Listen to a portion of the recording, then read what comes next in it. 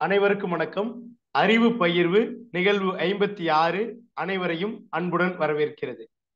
இன்றைய உரையாடல் தலைப்பு இல்லோடு சிவாவின் உயிர்வதை சில கவிதைகள் மீதான உரையாடல். இதுதான் அந்த தொகுப்பு. உங்களுக்கு நான் காட்டுறதுதான் உயிர்வதை அப்படிங்கிற தொகுப்பு. 2023, அதாவது போன வருடம் இறுதியில தான் வெளிவந்திருக்கு. ஆம்பல் அப்படிங்கிற பதிப்பகம் வெளியிட்டிருக்கு. இதனுடைய ஆசிரியர் இல்லோடு சிவா.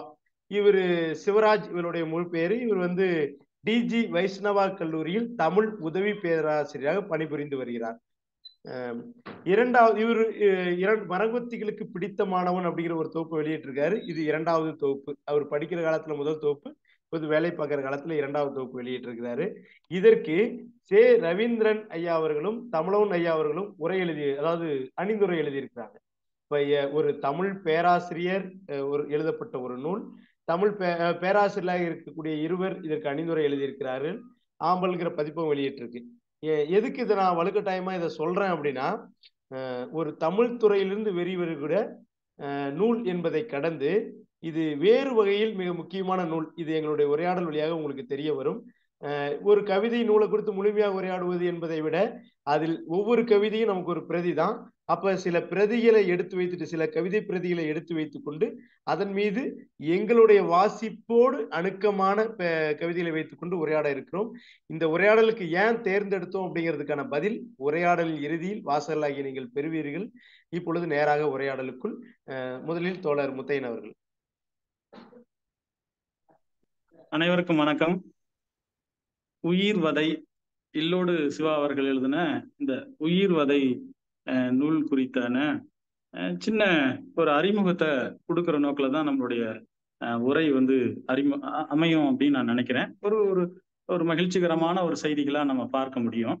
அந்த அடிப்படையில ராஜா தோழர் சொன்னது மாதிரி ஒரு தமிழ்துறை பேராசிரியர் எழுதியிருக்கிறார் அப்படிங்கிறது மிக முக்கியமான ஒன்று. ஏன்னா தமிழ் துறையிலிருந்து இந்த மாதிரியான படைப்புகள் வர்றது அப்படிங்கிறது இன்னைக்கு தேவை, காலத்தினுடைய தேவை அப்படிங்கிற அந்த அளவுல இருந்துதான் நம்ம அதை பார்க்கிறோம். ஆக அந்த அடிப்படையில தமிழ்துறை என்கிற அந்த அடிப்படையில அவர் அறிமுகப்படுத்தினால நான் அதனுடைய பின்னணியில இருந்தே பேசலாம் அப்படின்னு நான் நினைக்கிறேன்.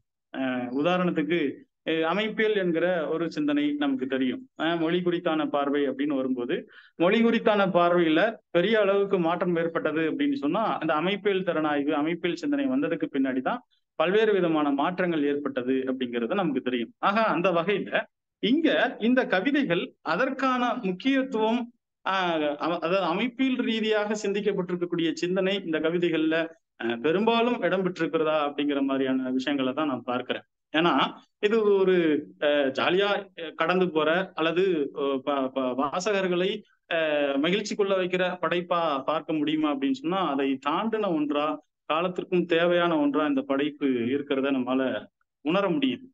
அப்படி பார்க்கும்போது அமைப்பியல் என்கிற அளவுல ஒரு ஏன் அமைப்பியல்னு பேசுறேன் அப்படின்னு சொன்னா இந்த கவிதையை படிக்கும் போதே உங்களுக்கு புரியும். உதாரணத்துக்கு பாருங்களேன். அப்பா எலி பாப்பா என்கிறாள், இது நாள் வரை தவளைக்கு இப்படி யாரும் பெயர் வைத்ததில்லை. இப்ப நான் திரும்ப படிக்கிறேன். அப்பா எலி பாப்பா என்கிறாள், இது நாள் வரை தவளைக்கு இப்படி யாரும் பெயர் வைத்ததில்லை அப்படிங்கிற ஒரு கவிதை. ரொம்ப ரொம்ப எளிமையான கவிதை தான், நமக்கு எல்லாருக்கும் படிக்கும் போது புரிஞ்சிடும். இந்த கவிதையை ஏன் இந்த இடத்துல நினைவூட்டுறேன் அப்படின்னு சொன்னா, நம்ம நினைச்சுக்கிட்டு இருக்கிறோம் ஒவ்வொரு சொல்லுக்கும் பொருள் உண்டு அப்படிங்கிற ஒரு விஷயம் தொல்காப்பியம் சொல்லப்பட்டிருக்கு அப்படின்னு பார்க்கணும். சரி, ஒவ்வொரு சொல்லுக்கும் பொருள் உண்டு அப்படின்னு சொன்னா அது எந்த அடிப்படையில அப்படின்னு பார்க்கும்போது காரணம் உண்டு, காரியம் உண்டு அப்படின்னு மரபு சார்ந்து இருக்கக்கூடிய சிந்தனையாளர்கள் சொல்றதை நம்ம பார்க்கிறோம். ஆனா அமைப்பிற்கு பின்னாடிதான் எந்த விதமான காரண காரியமும் அதற்கு இல்லை, அது வெறும் புரிதான் அப்படிங்கிற எதுகுறி சிந்தனை தான் அப்படிங்கிற சிந்தனை மேலோங்கி இருக்கிறத நம்ம பார்க்க முடியும். அப்படித்தான் இங்கேயும் தவளை என்று சொல்லப்பட்டிருக்கக்கூடிய ஒரு உயிரினத்தினுடைய அடையாள குறியா இருந்தது இன்னைக்கு எலிப்பாப்பாவா மாறி இருக்கு. அப்ப பொருள் என்பது தேவையில்லாம நம்ம என்ன பண்ணிட கூடாது அப்படின்னு சொன்னா தேவையில்லாத பொருத்தங்களை கொண்டு வந்துடக்கூடாது அப்படிங்கிறதுதான் இது வரைக்கும் சொல்லப்பட்டிருக்கு. ஆனா இந்த கவிதையை படிக்கும்போது நமக்கு அதையும் தாண்டின ஒரு எக்ஸ்ட்ரீம் அப்படிங்கிறத நம்ம பார்க்கிறோம். அப்ப குறிப்பான் குறிப்பீடு என்கிற அளவுல குறிப்பானுக்கும் குறிப்பீடுக்கும் எந்த விதமான தொடர்பும் இல்லை அப்படிங்கிறத உணர்த்தக்கூடிய கவிதையா இந்த கவிதை வெளியாகி இருக்கிறது அப்படிங்கிறதான் நம்ம பார்க்கக்கூடிய செய்தி.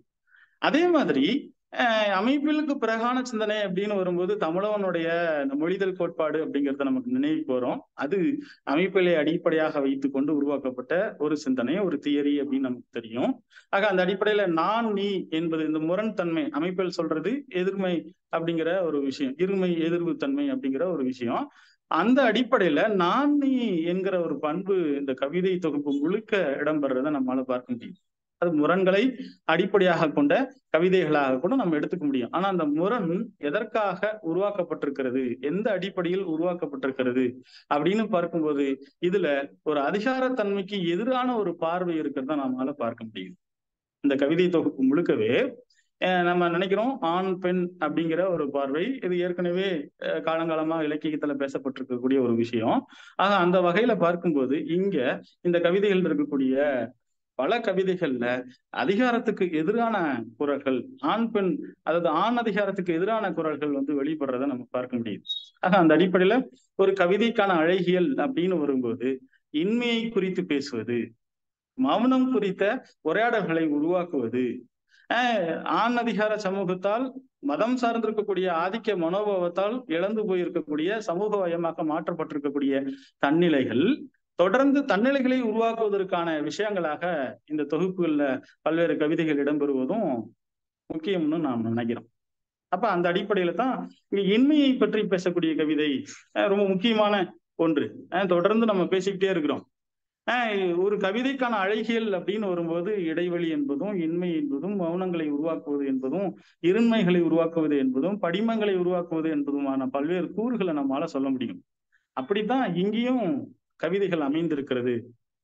நீண்ட இடைவெளிக்கு பின் இளம் யுவதி ஒருத்தியின் புலன எண்ணிலிருந்து வந்த குறுஞ்செய்தி வாசிப்பதற்குள் அளிக்கப்பட்டிருக்கிறது. என்னவாக இருக்கும்?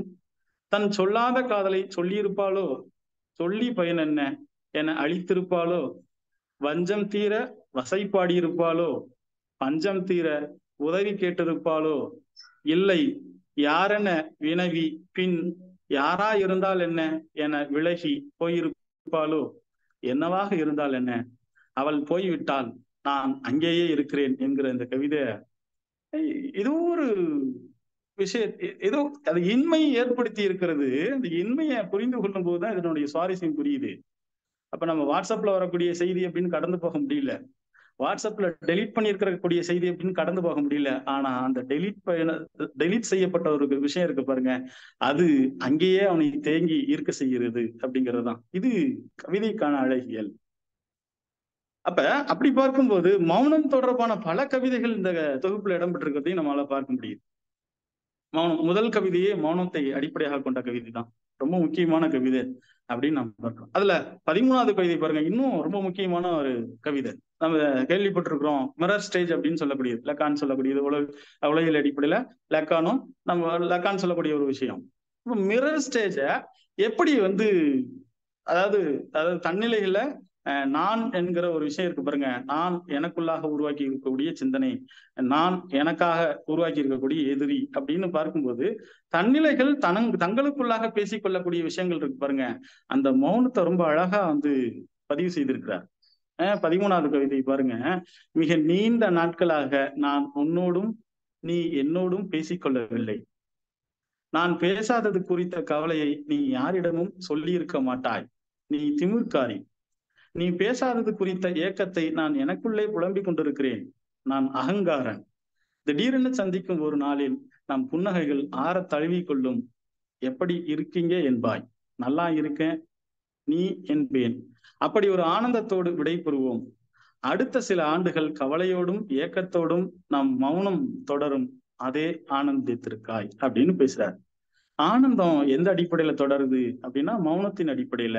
சரி, இங்க மௌனம் மட்டுமே முக்கியமான விஷயமா அப்படின்னு கேட்டா, அந்த நான் என்கிற ஒரு விஷயம் இருக்கு பாருங்க, தன்னிலையை உருவாக்கக்கூடிய சிந்தனை இருக்கு பாருங்க, அது என்னவா மாற்றப்பட்டிருக்கிறது அப்படின்னு சொன்னா, இந்த சமூகத்துல ஏற்கனவே பார்த்து பழகி இருக்கக்கூடிய ஆணாகவும் பெண்ணாகவும் மாறி இருக்கிறதோ அப்படின்னு யோசிக்க தோணுது. அப்ப எதிர்நிலையில வைத்து உரையாடுவது என்கிற ஒரு விஷயம், எதிர்நிலையில வைத்து உரையாடுறதுக்கான பண்பா ஆணையும் பெண்ணையும் முன்னிறுத்துவது மாதிரி நீங்க எப்படி இருக்கிறீங்க அப்படின்னு கேட்கறது, அதுவும் நீ திமிர்காரி அப்படின்னு சொல்லக்கூடிய இடங்கள், இதெல்லாமே மிக முக்கியமான ஒரு இடமா நம்மால பார்க்க முடியுது. அதே மாதிரி தன்னிலைகளை உருவாக்கக்கூடிய இடம் அப்படின்னு வரும்போது நமக்கு தெரியும், பல்வேறு இங்க இந்த அதிகார மையமாக்கப்பட்டிருக்கக்கூடிய சமூகம் அப்படிங்கிறதுனால பல்வேறு தன்னிலைகள் அளிக்கப்பட்டிருக்கிறது அப்படிங்கிறது நமக்கு தெரியும். ஆக அந்த வகையில இங்கேயும் என்ன பண்ணியிருக்கிறாங்க, தன்னிலை அழிப்பு குறித்தான பல கவிதைகள் வர்றத நம்மால பார்க்க முடியும் கவிதை தொகுப்புல. இதுல இன்னும் ஒரே ஒரு கவிதையை மட்டும் சொல்லிட்டு நான் வந்து முடிச்சுக்கலாம்னு நினைக்கிறேன். இதுல குறிப்பா ஒரு சின்ன கவிதை தான், ரொம்ப அழகான ஒரு கவிதை. காது இனிக்கிறது, தோழர் ஒருவர் இப்படி அழைக்கிறார், வாங்க ஆதினி அப்பா அப்படின்னு. திரும்பவும் சொல்றேன், காது இனிக்கிறது, தோழர் ஒருவர் இப்படி அழைக்கிறார், வாங்க ஆதினி அப்பா அப்படிங்கிற ஒரு கவிதை. இது ரொம்ப எளிமையா இருக்கு, நமக்கு புரிஞ்சிடும். ஆனா இதுல என்ன சொல்லப்பட்டிருக்கு அப்படின்னா, தோழர் என்பது சமத்துவ பார்வை அப்படிங்கிறது நமக்கு தெரியும். ஆனா எந்த அடிப்படையில அழைக்கிறாங்க அப்படின்னா, ஆதினி அப்பா அப்படிங்கிற அடிப்படையில அழைக்கிறாங்க. ஆதினி அப்பா. ஆதினி என்பது பெண்பால் பெயர், அப்பா என்பது ஆண். இதுவரைக்கும் ஆண் அதிகார சமூகத்துல ஆணையை அடையாளப்படுத்துவதுதான் இங்க அதிகாரமா இருந்திருக்கு.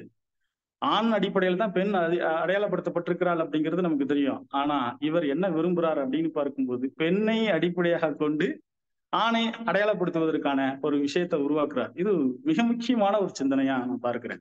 ஆக அந்த அடிப்படையில குழந்தைகளை அடிப்படையாக கொண்டு நம்ம நினைச்சுக்கிட்டு இருக்கிறோம், அறிவு என்பது அடிமைத்தனத்தை உடைக்கும் அப்படின்னு நினைச்சுக்கிட்டு இருக்கிறோம். ஆனா இந்த கவிதைகள்ல இடம்பெற்றிருக்கக்கூடிய குழந்தைகள் பற்றியான பதிவு, குழந்தைகள் பற்றியான கவிதைகள் தொடர்ந்து இந்த அதிகார சமூகத்தை எதிர்த்து சிதைக்கக்கூடிய ஒன்றாக நான் பார்க்கிறேன்.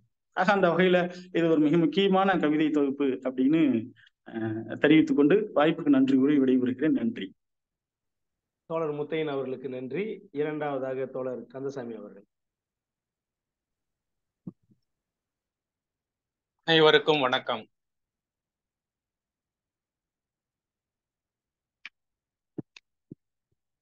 இந்த உயிர்வதை என்ற சிறுகதை கவிதை தொகுப்பினுடைய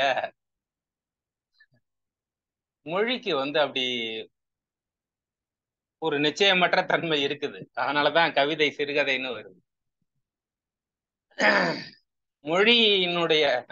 மொழிக்கு நான் சொன்னா, மொழி வந்து நிச்சயமற்ற தன்மை உடையது அப்படின்னா, மொழியின் மூலமாக கட்டமைக்கப்படுகின்ற வாழ்க்கையும் மனித அடையாளங்களும் மனிதர்களை குறித்த விளக்கங்களும் நிச்சயமற்ற தன்மை கொண்டிருக்கின்றன. ஏனென்றால் மொழி தான் மனிதனை கட்டமைக்கின்றன அப்படின்ற அந்த என்னுடைய இடர்களுக்கு வந்து அப்படி நான் ஒரு கட்டு கட்டிக்கிறேன்.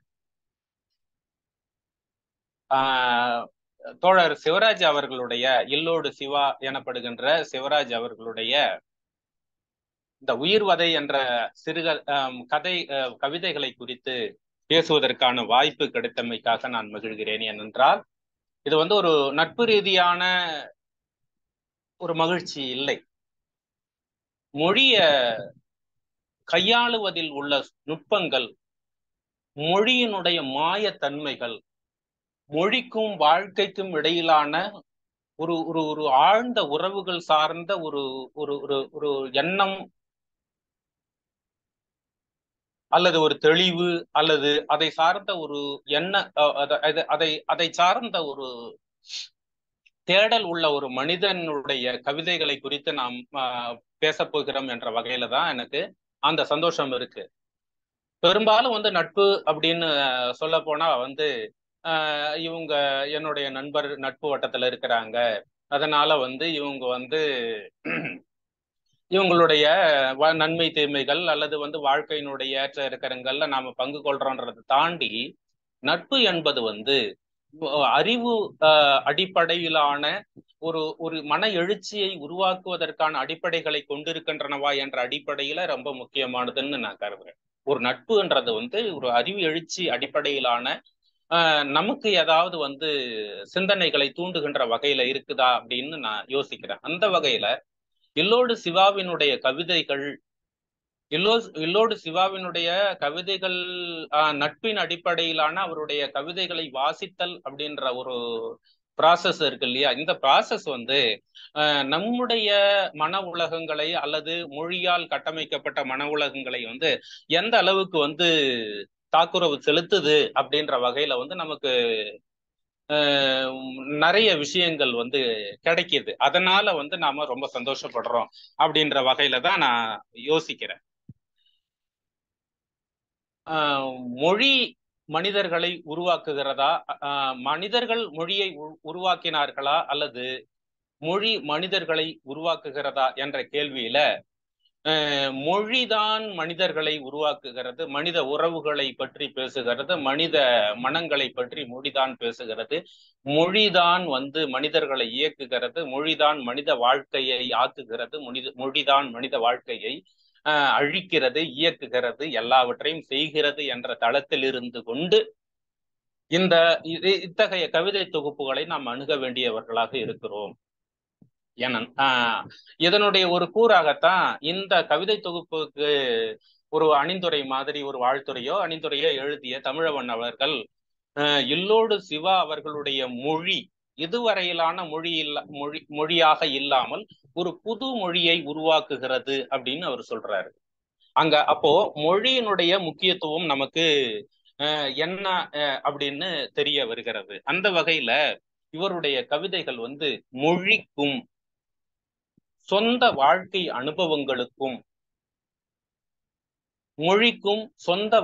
அனுபவங்களுக்கும் இடையிலான உறவை கொண்டு இந்த வாழ்க்கையை அளவிடுவதற்கான அளவுகோல்களை கண்டடைவதற்குமான முயற்சி என்று நான் கருதுகிறேன். அதாவது மொழிக்கும் சொந்த வாழ்க்கை அனுபவங்களுக்கும் இடையிலான உறவுகளை அடிப்படையாக கொண்டு இந்த வாழ்க்கை குறித்த மதிப்பீடுகளை அளவிடுவதற்கான முயற்சி என்று இல்லோடு சிவாவின் உயிர்வதை என்ற கவிதைகளை நான் கருதுகிறேன்.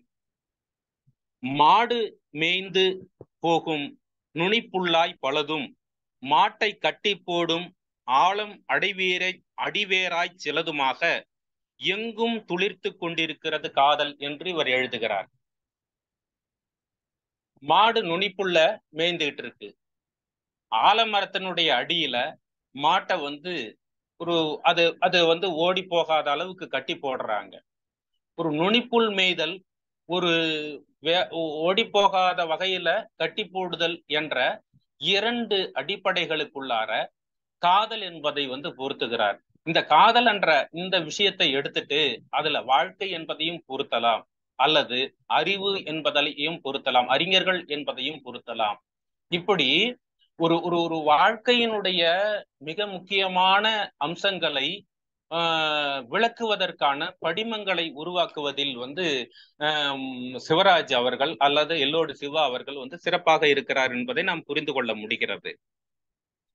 இது என்ன பண்ணுது அப்படின்னா, மொழி சார்ந்த ஒரு திடத்தன்மையிலிருந்து ஒரு திரவத்தன்மைக்கு மாறி அந்த திரவத்தன்மையும் குழைந்து மொழி எவ்வாறு மனித வாழ்க்கையை முரண்பாடு மிக்கதாக மாற்றுகிறது, அல்லது முரண்பாடு மிக்க வாழ்க்கையில் சிக்கிக்கொண்ட மனிதர்கள் மொழியை எப்படி வந்து அந்த முரண்பாடுகளுக்குள் செறித்து கொள்கிறார்கள். அப்போ மொழி மனிதனை முரண்பாடு மிக்கதாக மாற்றுகிறது, மனிதன் மொழியை முரண்பாடு மிக்கதாக ஏற்கிறான் என்பதற்கான இலக்கணமாக ஒரு கவிதையை நான் உங்களுக்கு சொல்ல ஆசைப்படுகிறேன். அவர்களாகி போனார்கள், நாமாகி நிற்கிறோம், நாமும் அவர்களாகலாம், ஆனாலும் நாம் தான் என்று அந்த கவிதை இருக்கிறது. இது வந்து வாழ்வினுடைய நிச்சயமற்ற தன்மையை உருவாக்குகிறது, நமக்கு உணர்த்துகின்றது. அதே நேரத்தில் மொழியினுடைய ஒரு நிச்சயமற்ற தன்மையும் நமக்கு காட்டுகிறது. மொழியும் நிச்சயமற்றதாக இருக்கிறது, வாழ்க்கையும் நிச்சயமற்றதாக இருக்கிறது என்ற ஒரு தன்மையை வந்து இந்த அவர்களாகி போனார்கள், நாமாகி நிற்கிறோம், நாமும் அவர்களாகலாம், ஆனாலும் நாம் தான் என்று வந்து அந்த கவிதை நமக்கு சொல்கிறது. இங்க ஆனாலும் நாம் தான் என்று முடிவடைகிற அந்த இடத்தில் கவிதை முடிந்து விடுவதாக நாம் கருதக்கூடாது. கவிதையினுடைய ஒரு மொழியிலிருந்து கவிதையை முன்வைக்கின்ற ஒரு காட்சியை அல்லது ஒரு படிமத்தை அல்லது ஒரு கருத்துருவை அல்லது மொழியினுடைய ஒரு கட்டுச்சட்டான தன்மையை முன்வைக்கும் பொழுது ஒன்று கடைசியில் இருக்கின்ற ஒன்று இடையில் இடம்பெறக்கூடும், இடையில் இடம்பெறக்கூடிய ஒன்று கடைசியில் இடம்பெறக்கூடியும், மாறி மாறி அது நடப்பதற்கான வாய்ப்புகள் உண்டு என்ற வகையில் நான் ஒரு செய்தியை கூறி நான் அந்த இல்லோடு சிவாவினுடைய கவிதையினுடைய சிறப்பான ஒரு தன்மையை சுட்டிக்காட்ட விரும்புகிறேன். அது என்ன என்றால், தமிழவன் அவர்கள் ஜூலியா கிறிஸ்தவாவை பற்றி எழுதிய ஒரு நூல் ஒன்றில் ஜூலியா கிறிஸ்தவனுடைய கோரா என்ற ஒரு பண்பு பற்றி, ஒரு கூறு பற்றி நான் விளக்க விரும்புகிறேன். அந்த கோரா என்பது என்ன என்றால், மனிதர்கள் மொழியை கண்டறிந்தார்கள், மொழியில் இயங்குகிறார்கள், மொழியை கடந்த குழந்தமையினுடைய வாழ்க்கை, குழந்தமையினுடைய மொழி, மொழி கடந்த குழந்தமையினுடைய மொழி என்ற வகையில் குழந்தமையினுடைய மொழி கடந்த மொழியில் நாம் புழங்கும் பொழுது புதிய திறப்புகளை, புதிய படைப்பு அம்சங்களை நாம் அடைய முடியும் என்ற வகையில் இங்கே இல்லோடு சிவாவினுடைய கவிதைகள் பலவற்றில் இந்த குழந்தமையினுடைய தாக்கம் அதிகமாக இருப்பதை நான் காண்கின்றேன். அந்த வகையில் ஒரு கவிதையை மட்டும் நான் உங்களுடன் வாசித்து காட்டி நிறைவு செய்யலாம் என்று நினைக்கிறேன். மழலை மகளின் தீட்சண்ய கண்களுக்கு மட்டும் அப்படி என்னதான் தெரிகிறதோ, மழலை மகளின் தீட்சண்ய கண்களுக்கு மட்டும் அப்படி என்னதான் தெரிகிறதோ, மென்னகை புரிகிறாள், கைகால்களை ஆட்டி குதூகலிக்கிறாள், மென்னகை புரிகிறாள், கைகால்களை ஆட்டி குதூகலிக்கிறார். நான் பார்க்கிறேன் காற்றில் முருங்கை இலைதான் அசைகிறது. என்னுடைய கண்களுக்கு மிகச் சாதாரணமாக தெரிகின்ற ஒன்று குழந்தையின் கண்களுக்கு மிக அற்புதமானதாக தெரிகிறது. இந்த குழந்தமையின் மொழியை, இந்த குழந்தமையின் வாழ்க்கையை, அனுபவங்களை, உணர்ச்சியை தன்னுடைய கவிதைகளில் சிவராஜ் அவர்கள், இல்லோடு சிவா அவர்கள் கொண்டு வருகிறார். இந்த வகையில் மொழியினுடைய நிச்சயமற்ற தன்மை, வாழ்க்கை அனுபவம், குழந்தையினுடைய மொழி கடந்த மொழி நிலை ஆகியவற்றின் கூட்டு கலவையாக இருந்து கொண்டு இல்லோடு சிவா அவர்களின் கவிதையானது வாழ்க்கை குறித்த தத்துவங்களை பற்றி எண்ணி பார்க்கிறது என்பதாக நான் புரிந்து கொள்கிறேன். இந்த வாய்ப்பு கொடுத்த அனைவருக்கும் நன்றி கூறி விடைபெறுகிறேன். நன்றி, வணக்கம். தோழர் அவர்களுக்கு நன்றி. அனைவருக்கும் வணக்கம். என்னுடைய கருத்தை நான் பதிவு செய்கிறேன். தோழர்கள் இருவரும் இருவிதமான கண்ணோட்டங்களை முன்வைத்திருக்கிறார்கள். இவர்களுடைய நீட்சியாகவே நான் சிலவற்றை பதிவு செய்கிறேன். இந்த கவிதைகள் பொதுவாகவே கவிதைகள், ஏற்கனவே நான் சொல்லியிருக்கேன், தமிழ்துறை பேராசிரியர், அவர் தமிழ்துறை சார்ந்த ஆசிரியர் பெருமக்கள் எழுதியிருக்கிறார்கள். இந்த பின்னணியில் எழுதப்பட்ட கவிதைன்னு சொன்னேன். ஏன் சொன்னதுக்கான அர்த்தத்தை நான் இறுதியில் சொல்லிவிடுகிறேன். அதற்கு முன்னதாக ஏற்கனவே பதிலும் முன்கூட்டி பேசின தோழர்கள் ஒரு வகையில கொடுத்திருக்கிறார்கள். கவிதை அப்படிங்கிறதுக்கு ஒரு விளக்கம் வருது. என்னன்னா, மனிதன் ரசிக்கத்தக்க அழகான புலம்பல் கவிதை அப்படின்னு ஒரு விளக்கமும், அதாவது ஒரு கவிதையும், இன்னொரு கவிதை அடுத்தது என்ன, எதிர்பார்ப்பை விதைத்து விட்டு மௌனித்திருப்பது கவிதை அப்படின்னு வருது. இந்த ரெண்டு இடமும் எனக்கு முக்கியமானதா படுது. இன்னொரு இடம் கூட கவிதைக்கு சொல்லப்பட்டிருக்கிறது, கிளையமர் பறவை ஒன்றது பறவையில சட்டென தோன்றுகிறது கவிதை அப்படிங்கிற மாதிரி ஒரு இடம் வருது. அது எனக்கு இதுல இருக்கிற இந்த கவிதை தொகுப்பில் இருக்கிற நான் எடுத்துக்கொண்ட இரண்டு கவிதைகளுக்கும் முரண்பாடானதாக இருக்கிறது. அதாவது அந்த கிளையமர் பறவை சட்டென பறப்பது போல கவிதை தோன்றி விடுகிறதுங்கிறது ஒரு கவிதை வருது.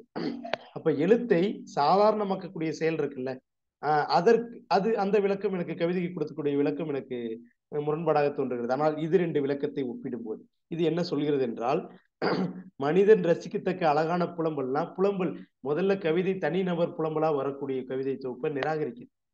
இந்த ஒட்டுமொத்த கவிதை தொகுப்புலையுமே ஒரு சிறப்பம்சம் என்னவென்றால், தனிநபர் புலம்பல்கள் இல்லை, மனதையும் சமூகத்தையும் இணைக்கக்கூடிய கவிதைகளாக இருக்கிறது. அதாவது அகமும் புறமுமாய் ஒட்டுமொத்த கவிதைகளையும் வாசிப்பதற்கான ஒரு ஸ்பேஸை, ஒரு வெளியை உருவாக்கி தருகின்ற கவிதைகள் அப்படின்னு இந்த ஒட்டுமொத்த கவிதைகளை சொல்ல முடியும். அந்த பின்னணியில பார்க்கும்போது இது மனிதன் ரசிக்கத்தக்க அழகான புலம்பல். இத ரசிக்கத்தக்க அழகான புலம்பல் எப்படி வருது? புலம்பலுங்கிறது இங்க புலம்பல் அல்ல, அங்கு ஒரு டிஸ்டர்பன்ஸ், ஒரு சீண்டல், ஒரு அகச்சீண்டலை ஏற்படுத்தியவுடன் அது ஒரு டிஸ்டர்பன்ஸா நான் பாக்குறேன். ஒரு நிகழ்வு மனதை ஏற்படுத்தக்கூடிய அதிர்வலைகள் தான் கவிதைகளாம் உருமாற்றம் பெறுகின்றன. அப்ப அதிர்வலையிலிருந்து கவிதைகள் உருவாவதா பார்க்கிறோம். இது எப்படி நான் இது அதிர்வலைங்கிற இடத்துக்கு வரேன் அப்படின்னா, அடுத்தது என்ன? எதிர்பார்ப்பை வைத்து விட்டு மௌனித்திருப்பது கவிதை அப்படின்னு வருது. அப்ப கவிதைகள் என்பவை வழக்கமா படைப்பாளன் இறந்து விட்டான்னு சொல்லுவான், படைப்பை முதன்மைப்படுத்துவதற்காக. இங்க படைப்பே இறந்து விடுகிறது இடத்துக்கு வருது. எப்பன்னா படைப்பு வாசகனிடம் தன்னை ஒப்படைத்து விட்டு தன்னை மௌனித்திருக்கிறது, தன்னை விலக்கிக் கொள்கிறது. இப்ப வாசகன் முதன்மை பெறுகிறான். இப்ப வாசகனுக்கான கவிதைகளா இந்த கவிதை தன்னுடைய கவிதைகளை வடிவமைத்துக் கொள்கிறது இந்த தொகுப்பு. அப்ப படைப்பு தன்னை விலக்கி கொண்டு வாசகனுக்கான இடத்தை உருவாக்கி கொடுத்துகிறது. அவ்வளவுதான், இதான் வேலை. ஒரு படைப்பு அகமனதை அடைந்து விட்டு தன்னுடைய இறப்பை அறிவித்துக் கொள்கிறது. அவ்வளவுதான் கவிதை. இப்படி கவிதைன்னு சொன்ன தன்னை அடையாளப்படுத்திக் கொண்ட இந்த தொகுப்பு அடுத்ததாக தன்னை இன்னொரு இடத்துக்கு நகர்த்திக்கும். எப்படின்னா, தலைவன் பொய்த்தான், தலைவி பொய்த்தால், மழை பொய்த்தது. இதுதான் அந்த கவிதை. இப்ப தலைவன் பொய்த்தான், தலைவி பொய்த்தால், மழை பொய்த்தது. இது மூன்றே விஷயங்கள் தான். அப்ப என்ன, அது ஒரு மரபு இருக்கு. தலைவன், தலைவி, இயற்கை, மழைங்கிறது இயற்கை. இது மூன்றையும் ஒரு மரபா சொல்றதுங்கிறது சங்க இலக்கிய மரபு. அது ஒரு சிந்தனை மரபு, தமிழ் ஓர்மை சார்ந்த மரபு. இந்த மரபு அற்று போய்விட்டது, அறுபட்டு விட்டது என்பதை பொய்த்தது என்னும் சொன்னால் இங்கு ஒரு கவிதை முன்னிறுத்துகிறது. அப்ப கவிதை தனக்கான இடத்தை உருவாக்கி கொள்கிறது. எது? மரபு அறுபட்ட இடத்தில் நாம் இருக்கிறோம் என்பதை கவிதை தொகுப்பு தன்னை அடையாளப்படுத்திக் கொள்கிறது. சரி, அப்படி அடையாளப்படுத்திக் கொண்ட கவிதை தொகுப்பு அடுத்த கட்டமா தன்னை எங்கேயே நகர்த்தி கொள்கிறது? நான் இந்த கவிதைகளிலிருந்து நான் ஒரு கதை கட்டமைக்க முயற்சி செய்கிறேன். அப்படித்தான் நான் உங்களிடம் விளக்க முயன்று கொண்டிருக்கிறேன். அப்படி சொல்லுகிற கவிதை அடுத்ததாக, ரோஜாவை யாராவது கொடுத்தாங்கன்னா, எல்லாத்தையும் கவிதையா விளக்க முடியாது, ரோஜாவை யாராவது கொடுத்தாங்க அல்லது கொடுக்கிறார்கள் அல்லது பெறுகிறார்கள் என்றால், அவர்கள் கொடுக்கவில்லை என்றால், அதாவது கொடுப்பதற்கு முயலவில்லை என்றால், நீ புன்னகையை பரிசீலிங்கள்னு ஒரு இருக்கு. புன்னகைங்கிறது உடல் மொழி. அப்ப ரோஜாங்கிறது பொருள். அப்ப பொருளை விலக்கி விட்டு, பொருளுக்கு பதிலாக அல்லது பொருளை விலக்கி விட்டு மொழியை அந்த இடத்துல முதன்மைப்படுத்துது. புன்னகை என்னும் மொழியை முதன்மைப்படுத்துகிறது. அப்ப கவிதை மொழியை தேர்ந்து கொள்கிறது. அப்போ பார்த்துட்டோம். அப்போ கவிதை எங்க ஆரம்பிச்சது? மரபை விலக்கிடுச்சு, திரும்ப மொழியை தேர்ந்தெடுத்துக் கொள்கிறது பார்க்கிறோம். அந்த மொழி எப்படியாப்பட்ட மொழினா, மலையை முன்னாடியே சொன்னார் தோழர் முத்தையன், அதை நான் மீண்டும் விளக்கல. நான் நீ அடிப்படையில கவிதை இருக்கிறதா சொன்னார். இந்த கவிதையில சப்ஜெக்ட் அண்ட் அதர்ஸ், அதாவது நான் நீ அப்படிங்கிற ஒட்டுமொத்த கவிதை தொகுப்பையுமே பல்வேறான கவிதைகள் தன்னை அப்படி வடிவமைத்துக் கொண்டவை. அதனால அந்த மொழி அடிப்படையிலான நான் நீயாக மொழியை தேர்ந்து கொண்ட கவிதை அதை நான் நீயாக வடிவமைத்துக் கொள்கிறது. இந்த நான் நீங்கிறது சங்க இலக்கிய கூற்று மரபு. ஒருத்தர் பேசுவார், ஒருத்தர் கேட்பார். அப்படிங்கிற ரெண்டு பேரும் அவங்க முக்கியமானவராக மாறுவாங்க. சரிங்களா? அந்த நான் நீ அடிப்படையில் இங்க கவிதை தன்னை கட்டமைத்துக் கொள்கிறது. இதுதான் மரபையும் நவீனத்தையும் இணைக்கக்கூடிய ஒரு மொழி. மரபு அறுபட்டு விட்டதுன்னு சொன்ன கவிதை தொகுப்பு தன்னை நவீனத்தோடு அதை இணைக்கிற வேலையை செய்கிறது. இதை இரண்டு விதமா செய்யுது. அது எப்படின்னா, இயற்கையில நிறைய இடத்துல நீர்நிலையையும் கூழாங்கல்லையும் நானாக மாற்றி வாசிக்கிறது. இயற்கையை முதன்மைப்படுத்தி வாசிக்கிற ஒரு தன்மை அதுல இருக்குது. ஒண்ணு. ரெண்டாவது, குழந்தைமையை முன்னிறுத்தி வாசிக்கக்கூடிய, அது ஏற்கனவே முன்னாடி தோழர்கள் சொன்னாங்க, எல்லாருமே சொன்னாங்க, குழந்தைமையை முன்னிறுத்தி வாசிக்கக்கூடியது. இப்படி இந்த நான் நீயை இரண்டு விதமாக வாசிக்கிறது. இயற்கையை முன்னிறுத்தி வாசிக்கிறது. இது இந்த காலத்துல இயற்கைங்கிறது வன்முறைக்கு நேர் எதிரானது. நாம் வாழ்ந்து கொண்டிருக்கிற சமூகம் ஒரு வன்முறையை உருவாக்கக்கூடிய சமூகம், ஒரு பாசிச அதிகாரம் கொண்ட பிராமணிய சமூகம். அந்த சமூகத்திற்கு நேர் எதிராக அந்த சமூகம் மோசமானது, கொலை செய்யுது, அது இது பண்ணுது, அந்த சமூகத்தை எதிரில் வைத்து உரையாடுவதற்கு மாறாக அப்படி ஒரு பொருளை இன்மையாக்குகிறது. இன்மையை பற்றி தோழர் முத்தையன் சொன்னார். இது ஒரு ரொம்ப முக்கியமானது.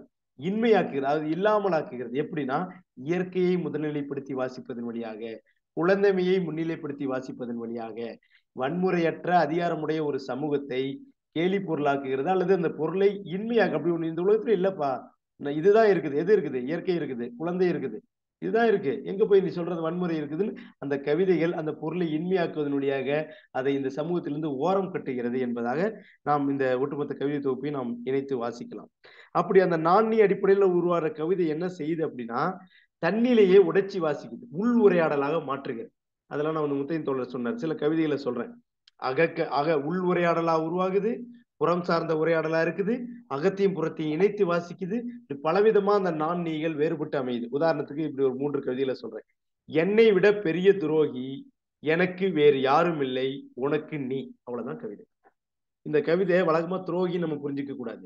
இது ஒரு அக உரையாடல். தனக்குள்ளேயே தன்னுடைய சப்ஜெக்டை உடைச்சி வாசிக்குது, தன்னுடைய தன்னிலையை உருவாக்குகிறது. எப்படின்னா, இரண்டாக மாற்றி நான் நீ அடிப்படையில உரையாடிக்குது. சப்ஜெக்டை ஒற்றை முழுமையாக மாற்றும் போது ஆதிக்கங்கள் உருவாகின்றன. அந்த சப்ஜெக்டை உடைக்கும் போது ஆதிக்கங்கள் உடைந்து விடுகின்றன. ஒரு இடத்துல கவிதை அப்படி சொல்லுது, லிங்கம் தனித்து போகட்டும், கால்கள் தனித்தனியாக கிளம்பும் போது தனித்தனி பாதைகள் வடிவமைத்துக் கொள்கின்றன, உடல் கிளி என்ன, லிங்கம் தனித்து கிடந்து காகம் தூக்கி கொண்டால் என்னன்னு ஒரு கவிதை வருது. இப்போ இது என்ன சொல்லுது?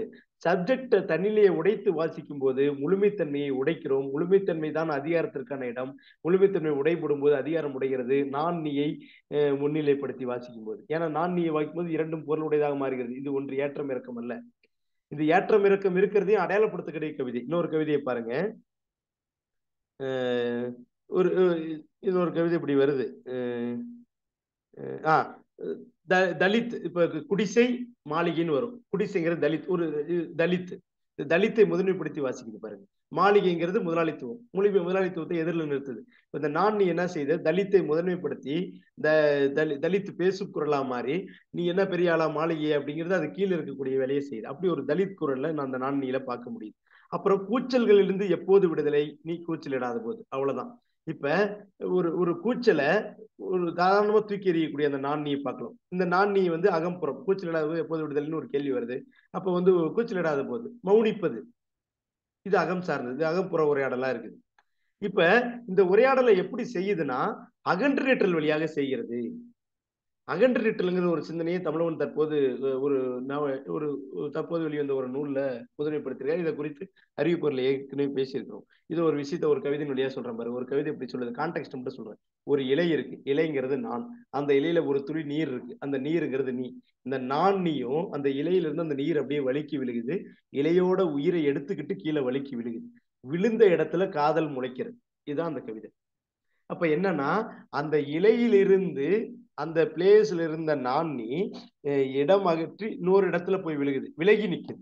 அது அந்த விலகி நிற்கும் போது உருவாகுது. அப்ப ஒட்டி நிற்கும் போது இந்த சமூகம் ஒட்டி நிற்கிற சமூகம், திரைச்சமூகத்தோட ஒட்டி நிற்கிறோம். நம்ம எல்லாத்தையும் நம்ம ஒட்டி வச்சு பார்க்கிறோம், எல்லா தலைகளோடு. அதனால நம்ம வளரவே மாட்டேங்கிறோம். நம்மகிட்ட அடிமை உணவு உற்பத்தி ஆகிறது. ஆனால் அந்த நான் நீ அந்த இலை அங்கேதான் இருக்கிறது. இலையிலிருந்து ஒரு உயிரை எடுத்துக்கொண்டு வேறொரு இடத்தில் விழுகும் போது அந்த இடத்திலிருந்து ஒன்று முளைக்கிறது. அப்ப விலகும் போது உருவாகிறது. இதுதான் அகன்று நிற்றல் சிந்தனை. இந்த அகன்று நிற்றல் சிந்தனைக்கு இன்னொரு எக்ஸாம்பிளே சொல்லிடுறேன். சில வெறும் வாய்களை மெல்ல விடு, பின் மெல்ல விடுபடு. அப்படின்னு என்ன அர்த்தம்? அப்ப சில வெறும் வாய்களை மெல்ல விடு, ஒரு விஷயத்தை கிரியேட் பண்ணிடு, பின் மெல்ல விடுபடு, நீ அதுல இருந்து விலகி. ஏன்னா அது கூட ஒட்டி நின்னா நீ அடுத்த கட்ட நகர்வை நீ மறுதளிக்க விரும்புகிறாய். அப்ப கிரியேட் பண்றதுதான் நம்மளுடைய ஒரு படைப்பு. ஒரு கிரியேஷன் நிகழ்த்தணும், பின் அந்த படைப்புல இருந்து வெளியேறிடும். அது சிம்பிளா சொல்லுது அந்த கவிதை.